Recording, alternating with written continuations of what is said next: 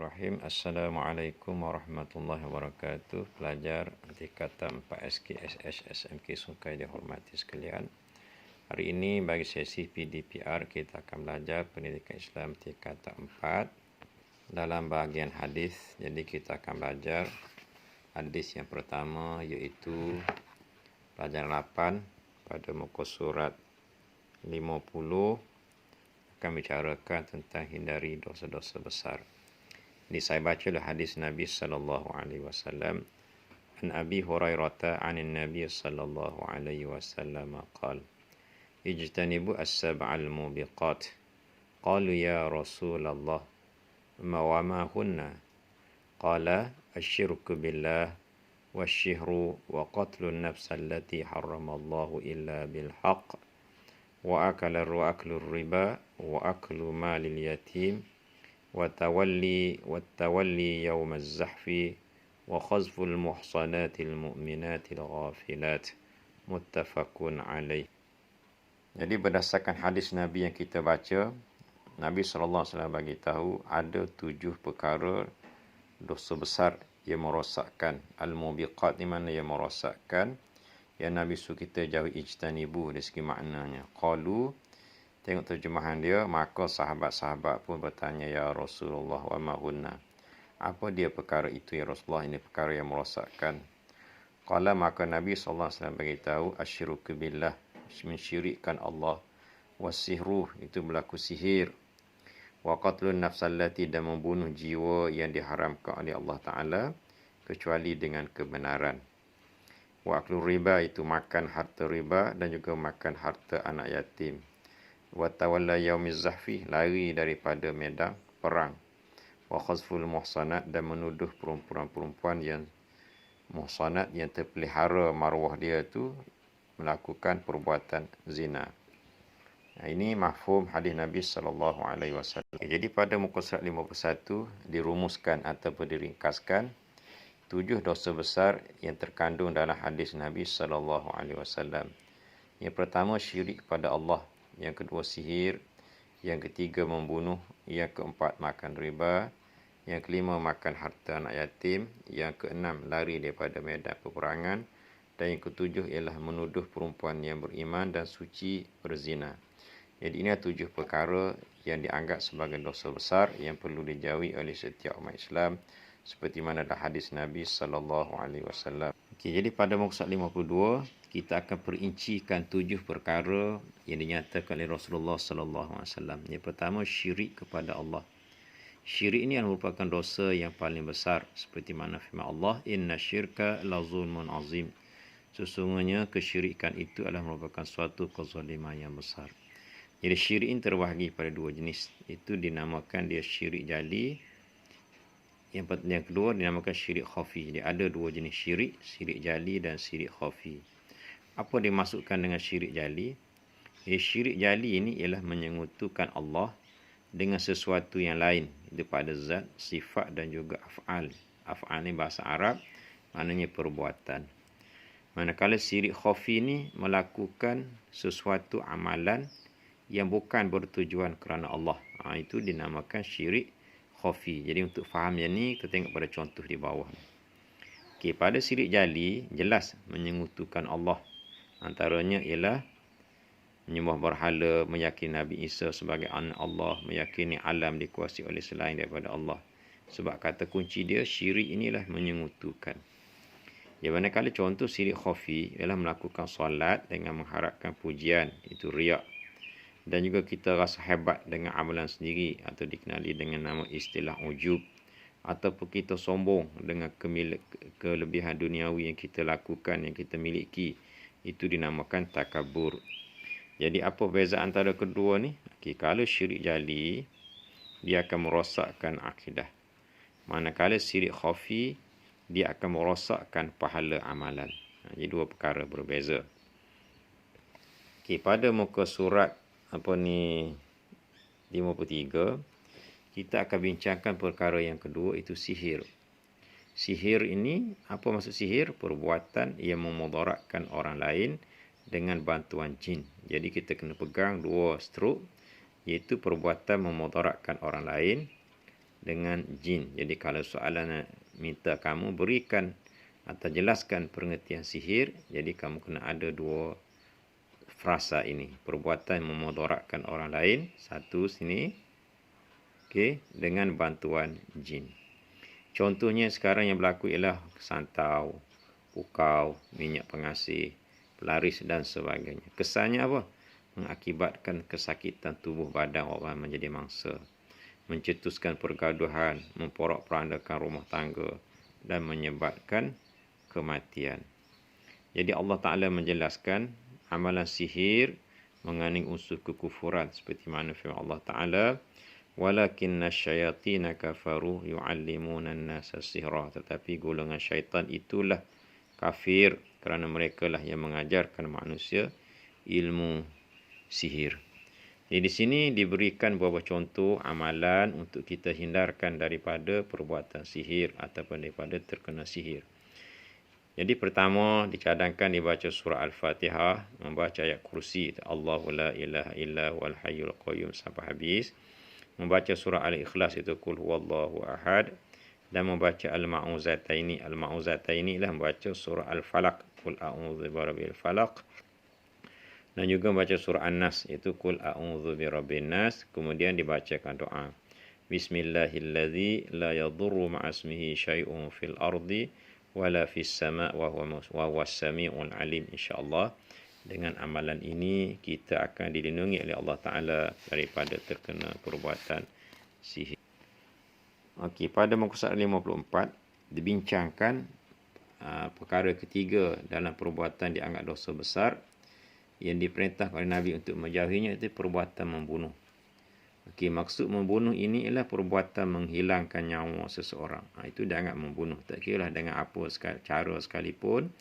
Jika sekiranya dia boleh menghilangkan nyawa seseorang, maka itu dianggap sebagai perbuatan membunuh. Contohnya ialah kita tembak dengan senjata api, tikam dengan pisau, letak racun dalam makanan ataupun minuman. Kesannya apa? Menyusahkan keluarga mangsa pembunuhan, memporak-porandakan kehidupan masyarakat. Jadi dalam bab kesan ni, kamu boleh guna idea kamu sendiri, dan contoh pun boleh guna idea kamu sendiri. Jadi apa yang diberikan di sini adalah sebagai contoh dan juga panduan. Dalil lain untuk mengukuhkan haramnya melakukan perbuatan membunuh ialah firman Allah Ta'ala, wa man yaqtul mu'minan muta'ammidan fajaza'uhu jahannam khalidan fiha wa ghadiballahu alaihi wa la'anahu wa 'adda lahu 'azaban 'azima. Surah An-Nisa ayat 93. Jadi secara umumnya mafhumnya, sesiapa yang bunuh orang mukmin dengan sengaja, maka balasannya ialah neraka jahanam dan dia kekal di dalamnya, serta dia mendapat kemurkaan dan laknat Allah, dan Allah Ta'ala menyediakan baginya azab yang besar. Dalam spektrum ilmu ni juga untuk mengukuhkan lagi tentang bahaya, tentang besarnya dosa membunuh. Di sini hadis Nabi SAW yang diriwayatkan daripada Abdullah bin Amru. Nabi berkata, bersabda, man qatala mu'ahadan lam yarih raihatal jannah wa inna rihaha tujadu min masiratin arba'ina aman. Yang mana riwayat Bukhari bermaksud, sesiapa yang membunuh seorang kafir yang berada dalam perjanjian dengan negara Islam. Jadi kafir ni dia ada beberapa kategori. Ada kafir mu'ahad, ada kafir zimi, dan ada kafir harbi. Jadi kafir mu'ahad ni lawan kafir yang ada perjanjian dengan negara Islam. Jadi Nabi bagi tahu sesiapa yang membunuh seorang kafir mu'ahad tadi, dia tidak akan mencium bau syurga. Sedangkan bau syurga dapat dicium dari jarak 40 tahun perjalanan. Ini dosa atau balasan kepada yang membunuh orang kafir yang mu'ahad. Jadi bayangkanlah bagaimana kesalahan membunuh seorang mukmin yang tidak berdosa. Boleh kita membunuh dengan cara yang hak. Cara yang hak ni contohnya, seorang Muslim itu telah membunuh seorang Muslim yang lain. Maka dia dikendaki atau dijatuhkan hukuman qisas, dan kita menjalankan hukuman bunuh ke atasnya itu dengan cara yang hak. Maka cara itu, mana pembunuh yang telah menjalankan hukuman yang ditetapkan oleh mahkamah syarak, maka itu dibenarkan. Itulah dikatakan membunuh dengan cara yang hak. Jadi masukkan dengan dosa di sini ialah kita membunuh seseorang Muslim tanpa hak, tanpa kebenaran atau tanpa keizinan daripada syarak. Okey, pada muka surat 55 dibincangkan dosa besar yang keempat seperti mana hadis Nabi sallallahu alaihi wasallam itu makan riba. Apa dimasukkan dengan riba? Riba masuk pertambahan bayaran dalam urusan pertukaran barang dan juga hutang piutang. Ini kita maklum biasanya kalau kita pinjam bank ada bunga, itu dinamakan riba.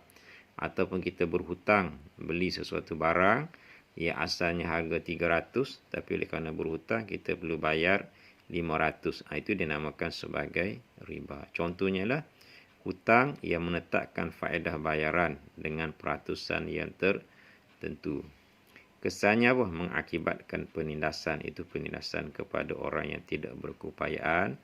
Yang keduanya melumpuhkan ekonomi umat Islam. Jadi untuk kesan ni kamu boleh fikirkan sendiri. Jadi apa yang ada di sini hanyalah sebagai contoh. Jadi di sini dibawakan dalil untuk membuktikan lagi, menunjukkan lagi, menguatkan lagi dalil hadis Nabi sallallahu alaihi wasallam tentang haramnya memakan riba. Jadi firman Allah Taala, ya ayyuhallazina amanu taqullaha wa dharu ma baqiya minar riba in kuntum mu'minin. Surah Al-Baqarah 278. Ia bermaksud, wahai orang yang beriman, bertakwalah kamu kepada Allah dan tinggalkanlah baki-baki riba yang masih ada pada orang yang berhutang itu, jika benar kamu orang yang beriman. Jadi ayat ni turun ketika mana diharamkan riba. Contohnya macam ni, saya bagi pinjam kamu RM5, dengan ribanya RM5, jadi kamu kena bayar kepada saya RM10. Saya dah pungut hutang dengan kamu sebanyak RM7. Jadi masih lagi berbaki RM2.50. Jadi yang RM2.50 inilah yang Allah Ta'ala suruh tinggalkan. Jangan ambil lagi dah. Jadi kerana riba telah diharamkan, maka jangan diambil riba tersebut. Okay, di sebelah ni nyatakan spektrum ilmu untuk mengukuhkan lagi tentang pengharaman riba. فَإِنْ لَمْ تَفْعَلُوا فَأْذَنُوا بِحَرْبٍ مِّنَ اللَّهِ وَرَسُولِهِ وَإِنْ تُبْتُمْ فَلَكُمْ رُؤُوسُ أَمْوَالِكُمْ وَلَا تُظْلِمُونَ وَلَا تُظْلَمُونَ. Jadi saya tak nak bacalah satu persatu mafhum terjemahan dia ni boleh dibaca. Jadi dari sini kita faham Allah Taala bagi tahu jika kamu tidak melakukan, iaitu meninggalkan perintah, meninggalkan larangan riba seperti mana yang diperintahkan oleh Allah Ta'ala dan Rasulnya, maka ketahuilah bahawasanya kita akan menghadapi perang atau musuh daripada Allah dan Rasulnya. Jadi kita akan dapat dosa. Maka sebab itu Allah Ta'ala suruh kita bertaubat. Okay, dimasukkan falakum ru'usu amwalikum ni macam ni. Contohnya kita telah bagi pinjaman kepada orang lain sebanyak RM5. Dan dalam perjanjian tu kita kata dia kena bayar sebanyak RM10. Jadi bila kita dah nak berhenti, betul kita nak berhenti, kita nak bertaubat daripada mengambil riba tersebut, kita dibenarkan minta dengan dia RM5 itu sahaja. Kerana itulah pinjaman yang kita berikan kepada mereka. Manakala baki riba RM15 lagi tu, jangan diambil. Itu adalah haram. Jadi kita hanya boleh mengambil harta modal atau jumlah wang yang dipinjamkan kepadanya sahaja. Jadi sesiapa yang ambil riba, maka itulah dikatakan bersedialah kamu untuk menghadapi peperangan dengan Allah dan juga Rasulnya. Okey, yang seterusnya pada muka surat 56 itu makan harta anak yatim. Apa dia harta anak yatim? Iaitu kita menggunakan harta anak yatim dengan cara yang tidak dibenarkan oleh syarak. Cuma apa dia anak yatim? Anak yatim ni sebenarnya adalah kanak-kanak yang belum baligh, yang kematian bapa. Anak yatim takrifnya ialah kanak-kanak yang kematian bapa yang belum sampai usia baligh. Jadi yang kematian ibu dari segi syarak tidak dianggap sebagai anak yatim. Jadi anak yatim hanya anak yang belum baligh. Pertama, syarat dia belum baligh. Dan yang kedua, dia kematian bapa. Jadi harta di sini, harta anak yatim, harta peninggalan bapa dia tersebut. Itulah yang dikatakan harta anak yatim. Atau kalau dia mati kedua-dua ibu bapa sekalipun, maka harta pusaka yang ditinggalkan oleh mak ayah dia atau harta yang dihadiahkan kepadanya. Itu dikatakan harta anak yatim. Contohnya lah membelanjakan untuk kegunaan peribadi. Contohnya kita jaga anak saudara kita yang yatim, kita makan duit dia untuk kegunaan peribadi kita. Maka itu tidak betul. Itu peribadi pemegang amanah secara berlebihan. Yang keduanya menyalahgunakan harta anak yatim. Jadi kesannya mengakibatkan penindasan. Itu penindasan kepada anak yatim dan juga boleh menjejaskan hubungan kekeluargaan. Jadi di bawah ni dibawakan lagi dalil untuk menguatkan lagi pengharaman memakan harta anak yatim. Itu firman Allah Ta'ala dalam surah An-Nisa ayat 10. Innal ladzina ya'kuluna amwalal yatama zulman innama ya'kuluna fi butunihim nara wa sayaslawna sa'ira. Yang mana Allah Ta'ala berfirman mafhumnya, sesungguhnya orang yang memakan harta anak yatim secara zalim, sesungguhnya dia telah memakan di dalam perutnya itu adalah naran, api. Dan akhirat besok dia akan masuk ke dalam neraka yang apinya menyala-nyala. Ini amaran Allah Ta'ala kepada orang yang memakan harta anak yatim. Okey, di sini pada spektrum ilmu dibicarakan di bawah hadis Nabi SAW untuk menerangkan kepada kita tentang pentingnya kita bertanggungjawab kepada anak yatim. Seperti mana sabda Rasulullah SAW, wa ana wa kafilul yatimi fil jannati hakadha wa asyara bis sababati wal wusta wa farraja bainahuma syai'an. Riwayat Bukhari, mana Nabi kata, riwayat daripada Sahlun bin Sa'di As-Sa'idi, Nabi kata, aku dan pemelihara anak yatim di dalam syurga nanti seperti ini. Seperti ini tu Nabi buat isyarat dengan menunjukkan jari telunjuk dia dengan jari tengah. Dia. Syababah ni jari telunjuk, wusta ni jari tengah. Nabi buat macam ni. Macam sekarang ni orang buat lambang peace. Lambang peace tu. Wa farraja, maka Nabi renggangkan sikit di antara kedua-duanya, di antara jari tengah dengan jari tangan. Tidak nampak bayangan sekarang ni macam kita buat peace. Lambang peace tu kan tunjuk jari. Itulah. Nabi kata mana kita esok bagi orang yang buat baik dengan anak yatim ni, yang menjaga anak yatim, dia akan berteman dengan Rasulullah sallallahu alaihi wasallam dalam syurga, dan inilah merupakan suatu nikmat yang besar. Okey, pada muka surat 57 dibincangkan dosa besar yang keenam, itu lari daripada medan peperangan. Apa dimaksudkan dengan lari daripada medan peperangan? Iaitu meninggalkan medan peperangan dengan peperangan yang menghadapi musuh. Contohnya dalam perang jihad, kita sedang berjihad, tiba-tiba kita lari. Itu merupakan suatu dosa besar. Kita lari dosa besar kalau kita mati syahid. Jadi pilih, nak dosa besar ke nak mati syahid. Contohnya lah melarikan diri daripada pasukan yang sedang bertempur menghadapi serangan musuh. Yang keduanya, enggan mempertahankan negara apabila diarahkan. Okey, kesannya keselamatan Islam dan negara akan terancam.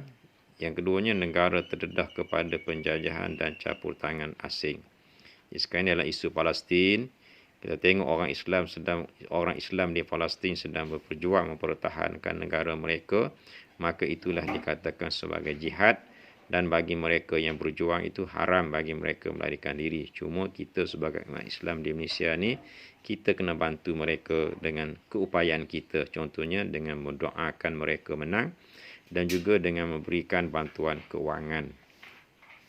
Didalil untuk mengukuhkan lagi bahawa besarnya dosa daripada medan perang ialah firman Allah Ta'ala dalam surah Al-Anfal ayat 15. Allah Ta'ala berfirman, ya ayyuhalladzina amanu idza laqitumul ladzina kafaru zahfa fala tuwalluhumul adbar. Wahai orang beriman, apabila kamu bertemu dengan orang kafir yang merangi kamu, makna bertemu dalam medan perang, maka jangan kamu lari berundun. Fala tuwalluhumul adbar. Jangan kamu berpaling ke belakang lari.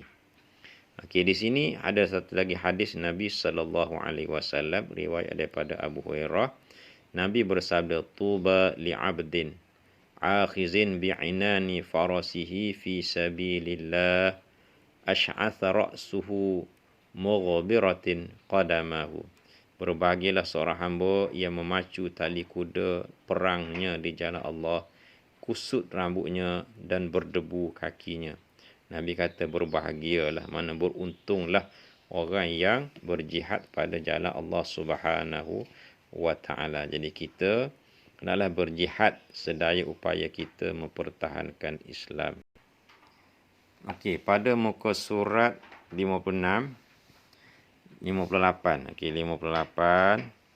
Di sini dibincangkan dosa besar terakhir dalam hadis Nabi, itu menuduh perempuan yang beriman dan suci berzina. Ini orang panggil istilah mereka qazaf. Bila orang sebut apa itu qazaf? Qazaf maknanya menuduh seseorang yang suci dan terpelihara maruahnya itu melakukan perbuatan zina. Jadi qazaf ni maksud menuduh wanita Islam yang baik melakukan perzinaan tanpa membawa saksi. Contohnya, percakapan atau pertuduhan yang jelas seperti kamu telah berzina.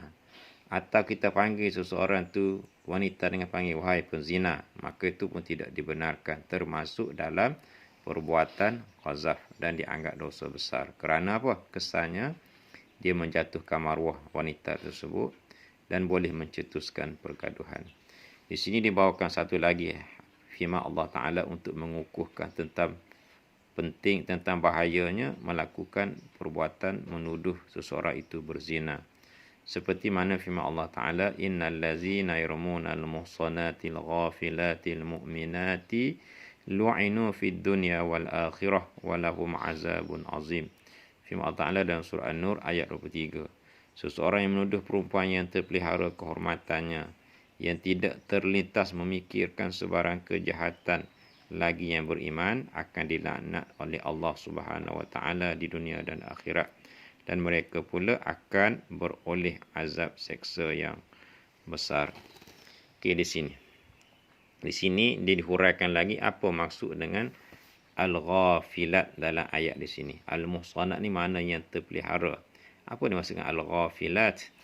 Maksudnya dihuraikan maksud al-ghafilat ialah orang yang bersih hati dan pemikirannya daripada lintasan dan niat untuk melakukan perzinaan, dan sentiasa memelihara diri daripada terjebak ke dalam maksiat. Ini tafsiran yang diberikan oleh Dr. Wabah Zuhaili di dalam kitab tafsirnya, iaitu At-Tafsir Al-Munir. Okay, pada muka surat 59, setelah kita bahaskan 7 dosa besar yang dilarang ditegah oleh Rasulullah SAW, masuklah kita kepada pengajaran hadis. Dan saya ulangi pada kamu untuk sekian kalinya, apabila soalan meminta pengajaran hadis, kamu mesti mulakan ayat dengan kita hendaklah. Maka di sini diberi penanda wacana sebagai umat Islam, kita adalah sentiasa memelihara diri daripada perbuatan syirik, kerana syirik boleh merosakkan akidah. Yang kedua, kita adalah bersikap amanah dalam menguruskan harta anak yatim. Yang kedua ni, kita hendaklah menghindarkan diri daripada perbuatan membunuh, kerana membunuh melanggar hak asasi manusia. Yang ketiga, kita adalah bersikap amanah dalam menguruskan harta anak yatim untuk memelihara hak orang lain. Yang keempat, kita adalah mempertahankan keamanan negara Islam supaya Islam dapat ditegakkan. Dan yang kelima, kita adalah menghindarkan diri daripada menuduh orang yang berzina tanpa bukti supaya maruah umat Islam terpelihara. Jadi untuk pengajaran ayat ni, pengajaran hadis, kamu boleh guna idea kamu sendiri, cuma pegang pada kata kunci, fokus kepada isi ataupun intipati yang dibahaskan oleh hadis Nabi SAW yang kita pelajar. Ada ini iaitu 7 dosa besar. Jadi kamu, jika soalan minta kamu bagi pengajaran, kamu tidak sebenarnya terikat dengan idea yang diberi, kamu boleh bagi idea sendiri dengan syarat idea kamu tu berfokuskan kepada tema perbincangan hadis ini, iaitu perkara-perkara 7 dosa besar.